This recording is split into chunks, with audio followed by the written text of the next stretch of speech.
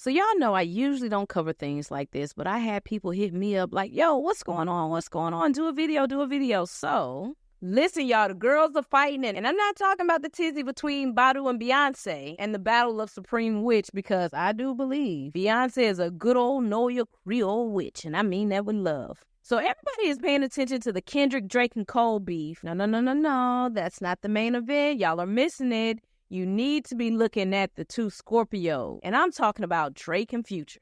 That's it. The girls are broken up and they are fighting, y'all. They are tussling. So let me give y'all a quick little history lesson of the tea between Drake and Future. All right, so this is how it starts off.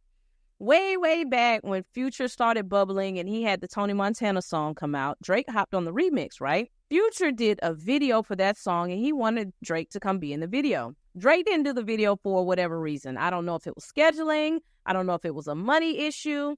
Drake just didn't do it. Future felt some type of way because he was like, yo, I could have got anybody in Atlanta to get on this Tony Montana remix. The song was already hot and they would have been happy to be in the video, but you kind of left me high and dry. You left me hanging, Drake. So they started off on rocky grounds. Eventually they made up. They became best friends. They were a match made in musical heaven. We got so many great songs. We got the What a Time to Be Alive album. Then you fast forward to a couple years and we started hearing rumors that there's going to be a What a Time to Be Alive part 2. Guess what? It never happened. Drake kept saying, oh, it's coming.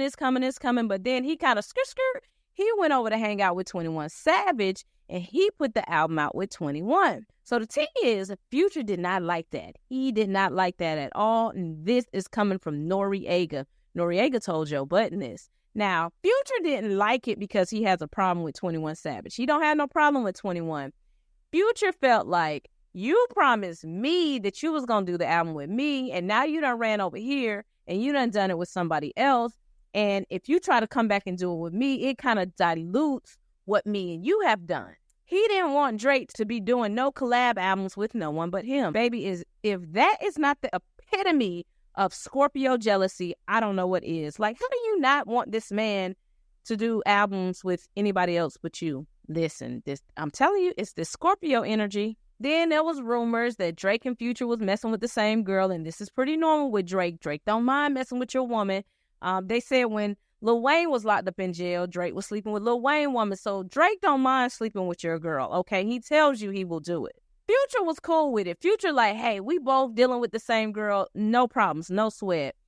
Future is upset because he said Drake, being the emotional Scorpio that he is, was pillow talking to the girl about his business.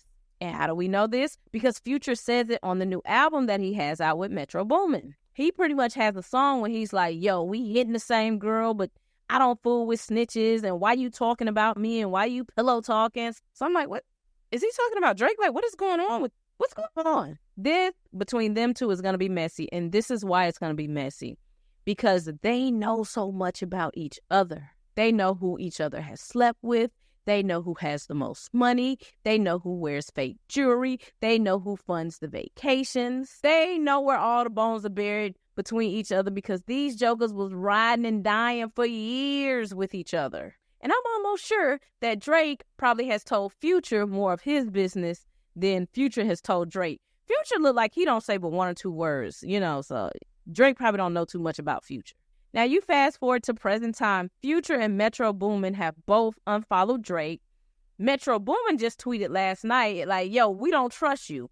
Not to mention, that is also the name of the album that they have out together. It's called We Don't Trust You. And it's also Metro's tag. If young Metro don't trust you, I'm going to shoot you. Now, on this album, they are taking shots at Drake. Like, they are not holding back. So how is Metro Boomin involved with all of this? So Metro and Drake got into a little spat because Metro had his album coming out, Heroes and Villains, and Drake was supposed to be on the album, but for whatever reason, Metro didn't put Drake on the album. So it was rumors swirling like, yo, where the Drake? Why Drake ain't on the album?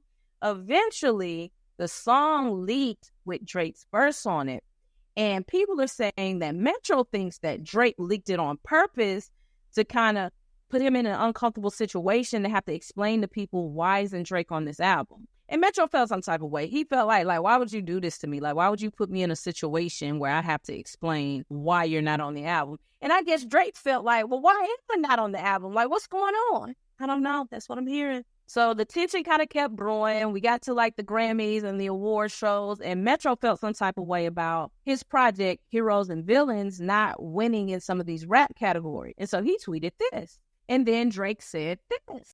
And to the rest of you, the non-believers, the underachievers, the tweet and deleters, you guys make me sick to my stomachs, fam. Honestly, if you guys want to look in my eyes, you guys want to do something? You guys, that's what I thought. No, that's what I thought. Mm-hmm.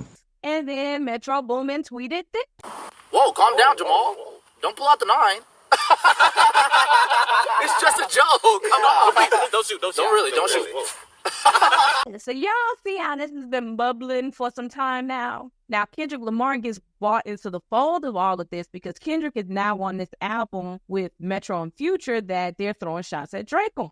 Now Kendrick, I don't really pay too much attention to Kendrick. Not musically, but when it comes to beef, because he has this habit of he'll pop out, he'll throw a rock at you, and then he'll go back and get into bed. And we don't hear from Kendrick for about 2 or 3 years until he decides to come out and do a performance with Beyonce. He'll come out and perform for Beyonce, but when it comes to you need to come back out and finish this battle that you started and finish fighting with your friends, he won't do it. We saw him do this on Control. He had some words to say to people in Family Ties, but then he just disappeared. So I'm just like, okay, Kendrick. So now it seems like he's really going at Drake, and JCole is kind of like an innocent bystander, and he's catching strays and all of this.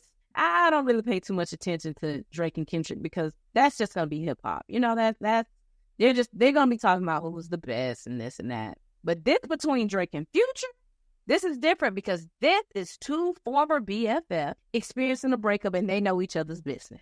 And these 2 men, historically, they don't ever let nothing go. They don't let things go. It lasts for years. Future is still beefing with Sierra, and it's almost 10 years later. And Drake, he holds a grudge against everybody until he's ready to make up. When he's ready to make up, then everything is all gravy. So what I see will happen is these 2, they're going to yip-yap at each other.